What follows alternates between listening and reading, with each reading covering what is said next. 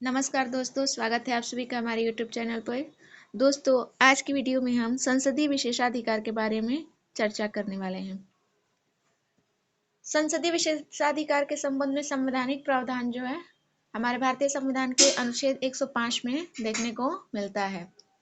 इसी में सांसदों के जो विशेषाधिकार है उसका वर्णन किया गया है, जिनमें दो विशेषाधिकार मुख्य है। पहला है सांसदों की अभिव्यक्ति को पूर्ण स्वतंत्रता प्रदान की गई है, और दूसरा प्रमुख विशेषाधिकारों में है कि सदन में कही गई किसी भी बात के लिए उन्हें किसी भी न्यायालय में प्रश्नगत नहीं किया जा सकता है। ये विशेषाधिकार दो उनके मुख्य हैं। संविधान में यह भी उल्लेख किया गया है कि भारत में सांसदों को वही विशेषाधिकार प्राप्त होंगे जो इंग्लैंड के सांसदों को प्राप्त थे, परंतु 44वें संविधान संशोधन के द्वारा इंग्लैंड शब्द संविधान से हटा दिया गया, क्योंकि इससे भारतीय लोकतंत्र और संप्रभुता के प्रतिकूल माना गया। अतः अब सिर्फ भारत के सांसदों को विशेषाधिकार के बारे में वर्णन किया गया है। अब देखते हैं कि सांसदों को कितने प्रकार के विशेषाधिकार प्राप्त हैं। तो सांसदों को दो विशेषाधिकार प्राप्त हैं। पहला है सांसदों को व्यक्तिगत रूप में प्राप्त संसदीय विशेषाधिकार, तथा दूसरा है सांसदों के प्रति सामूहिक रूप से संसदीय विशेषाधिकार।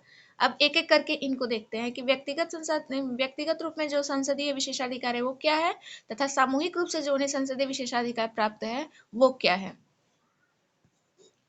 अगर मैं व्यक्तिगत विशेषाधिकार की बात करूं तो सांसदों को सदन में पूर्ण वाक और अभिव्यक्ति की स्वतंत्रता प्रदान की गई है। अतः अनुच्छेद 19(2) के अंतर्गत जो व्यक्ति के मौलिक अधिकारों पर प्रतिबंध लगाया जाता है वह सांसदों पर लागू नहीं होगा, लेकिन सांसदों की अभिव्यक्ति की स्वतंत्रता की भी एक सीमा है, जिसके अंतर्गत वह न्यायाधीशों के आचरण पर किसी भी प्रकार की चर्चा नहीं कर सकते हैं। अगला देखो तो सांसदों को सदन की बैठकों के 40 दिन पूर्व तथा 40 दिन बाद तक किसी सिविल मामले में हिरासत में नहीं लिया जा सकता है। अगला है कि सांसदों को किसी भी वाद में गवाही के लिए बाध्य नहीं किया जा सकता है। ये इनके व्यक्तिगत विशेषाधिकार है। अब देखते हैं इनके सामूहिक संसदीय विशेषाधिकार क्या क्या है। तो पहला है कि वे अधिकार जो संपूर्ण सदन को प्राप्त होते हैं उसे ही हम सामूहिक संसदीय विशेषाधिकार कहते हैं।